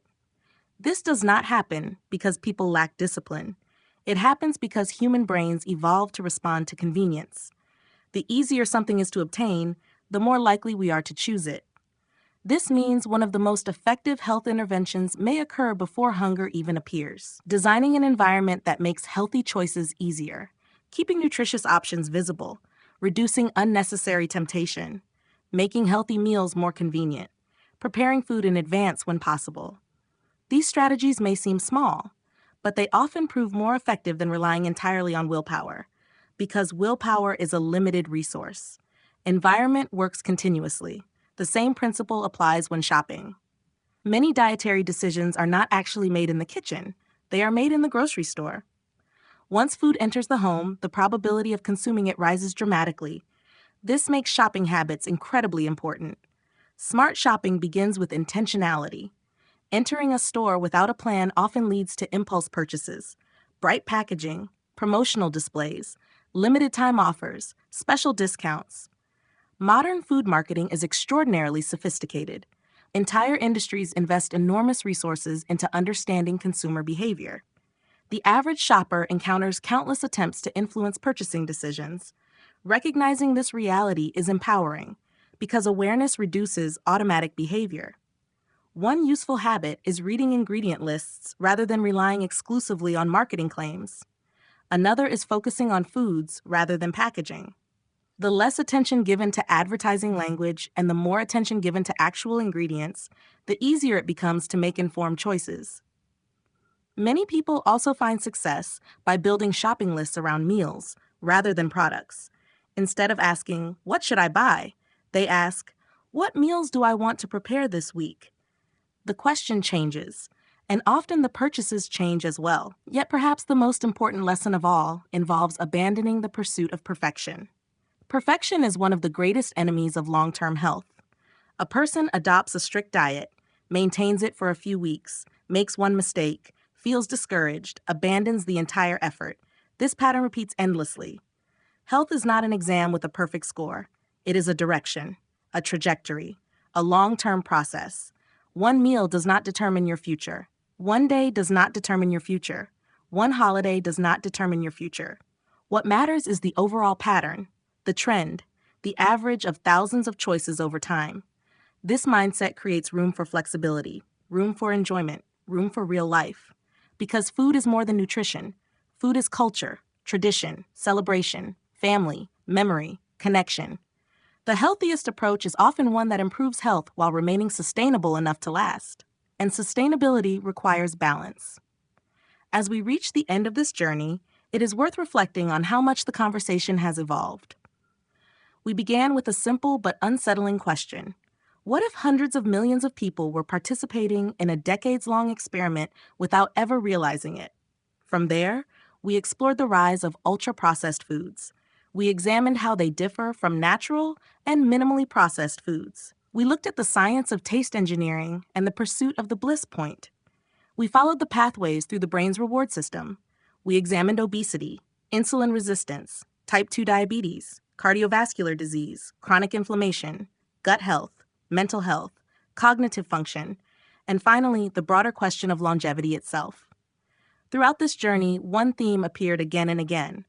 Modern chronic diseases rarely emerge from a single cause. Instead, they develop through the interaction of countless small influences accumulating over time. And among those influences, the modern food environment has become impossible to ignore. Yet this story is not ultimately about fear. It is not about blaming individuals. It is not about guilt. It is about awareness, because awareness changes everything. The most powerful moment in any experiment occurs when the participants realize they are part of it. At that moment, they gain something they did not have before. Choice. The largest experiment in human history may still be unfolding. Millions of people continue consuming products that did not exist for most of human evolution. Researchers continue studying the consequences. New discoveries continue emerging. The story is far from over, but unlike previous generations, we now possess something incredibly valuable. We know enough to ask better questions. We know enough to recognize patterns. And we know enough to make more informed decisions than ever before. The future is not determined by a single meal, or a single year, or a single habit. It is shaped by the choices repeated day after day. And once we understand what may be influencing our bodies, our minds, and our long-term health, we gain the opportunity to choose a different path. Before we finish, if you found this journey valuable, take a moment to like this video, subscribe to the channel, and share it with someone who might benefit from hearing it. And most importantly, leave a comment below. What surprised you most about the science behind ultra-processed foods? Your experiences, questions, and insights help keep these conversations alive. Thank you for spending this time with us. Until next time, stay curious, stay informed, and take care of the one body you will live in for the rest of your life.